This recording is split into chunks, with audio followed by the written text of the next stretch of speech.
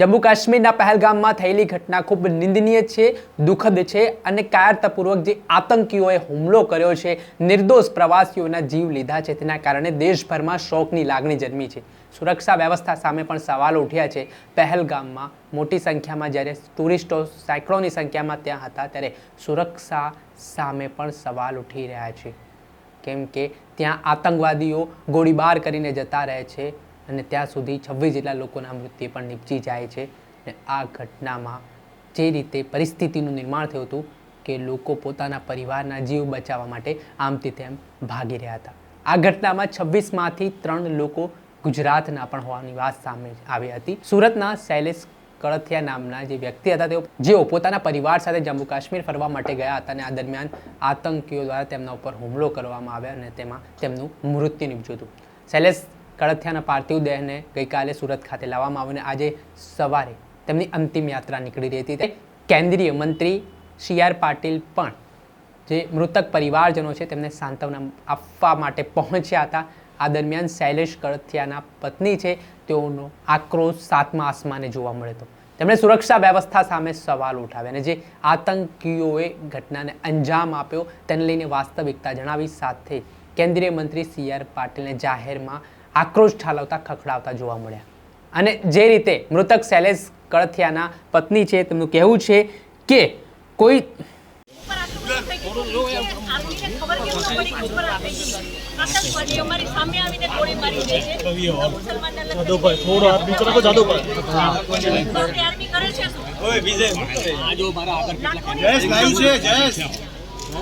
અને જે tourist place છે ત્યાં કોઈ આર્મી નહીં, કોઈ પોલીસમેન નહીં, કોઈ ફર્સ્ટ એડ કિટ નહીં, કાંઈ જ સુવિધા નહીં। એમાંથી એક આર્મી મેન એવું કહે છે કે તમે લોકો ઉપર ફરવા શું કામ જાઓ? હવે તમે મને એ વાતનો જવાબ આપો, જો આ રીતનું હતું તો તમે અમને જવાબ શું કામ દીધો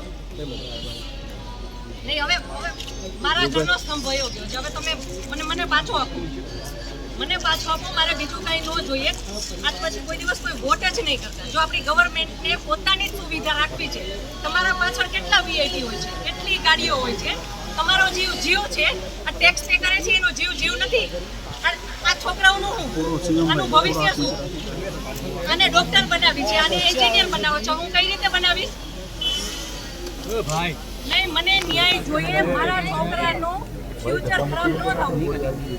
આટલા વર્ષની સર્વિસમાં એને ટેક્સ તમે કટ કરીને તમે સેલરી આપો છો ને, અને ઉપર જતા અમે કાંઈ પણ વસ્તુ ખરીદીએ છીએ, ક્યાંય જઈએ છીએ, ફરીથી ટેક્સ, ટોલ ટેક્સ, બધા ટેક્સ તમે અમારી પાસેથી લ્યો છો। તો મારા ઘરવાળાને જ્યારે જરૂર હતી ત્યારે કોઈ ફેસિલિટી નથી મળી, મને એનો ન્યાય જોઈએ। તમે લોકો અહીંયા જ રહ્યો, તમે કહો મને કે તમે શું કરશો એના માટે। આ એક નહીં, આના જેવા જેટલા ભાઈઓ બધા નિર્દોષ હતા, બધાને આવડા છોકરા હતા।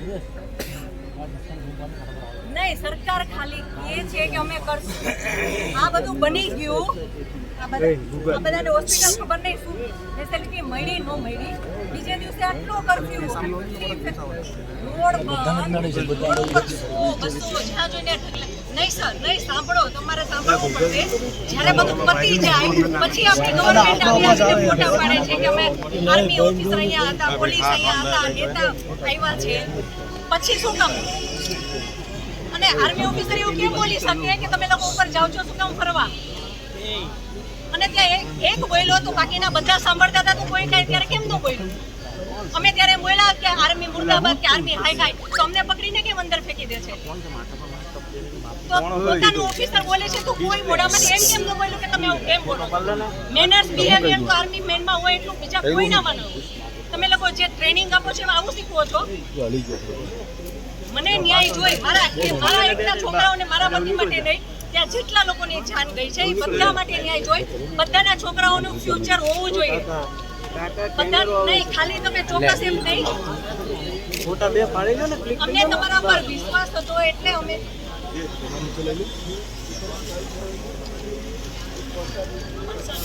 જે સમગ્ર ઘટના સામે આવી છે, શૈલેષ કળથિયાના જે પત્ની છે, તેઓએ આ ઘટનામાં વાસ્તવિકતા જોઈ છે। આતંકવાદીઓ દ્વારા જે કૃત્યને અંજામ આપવામાં આવ્યો, જેવી રીતે ત્યાં પોલીસ કે આર્મી હાજર ન હોવાના આરોપો પણ તેઓ કરી રહ્યા છે અને મંત્રીને જાહેરમાં ખખડાવ્યા છે। શૈલેષ કળથિયાના પત્નીને રોકવાના પ્રયાસો પણ કર્યા હતા, પરંતુ જેમણે પોતાના પરિવારના સ્વજનને ગુમાવ્યા છે, તેમને પોતાનો પતિ ગુમાવ્યો છે, તેના કારણે તેમણે આક્રોશમાં આવી આ વાત કરી હતી ને આ મામલાના સંદર્ભમાં જે ઘટના બની છે તેમાં આતંકવાદીઓ સામે કડક પગલાં લેવાની પણ વાત કહી છે. ત્યારે જોવાનું રહ્યું કે આ મામલે સરકાર દ્વારા હવે આ આતંકીઓનો સફાયો ક્યારે કરવામાં આવે છે, જે આ પ્રકારના કૃત્ય કરનાર લોકો છે, જે પાકિસ્તાનની સરહદ ઓળંગીને કાશ્મીરમાં ઘૂસીને ભારતીય પ્રવાસીઓની ગોળીબાર કરીને હત્યા નિપજાવી રહ્યા છે તે આતંકવાદી. દર્શક મિત્રો, એન્ડ કવરેજ ન્યૂઝને આપ લાઈક કરી લો, સબસ્ક્રાઇબ કરી લો અને શેર કરવાનું ભૂલતા નહીં.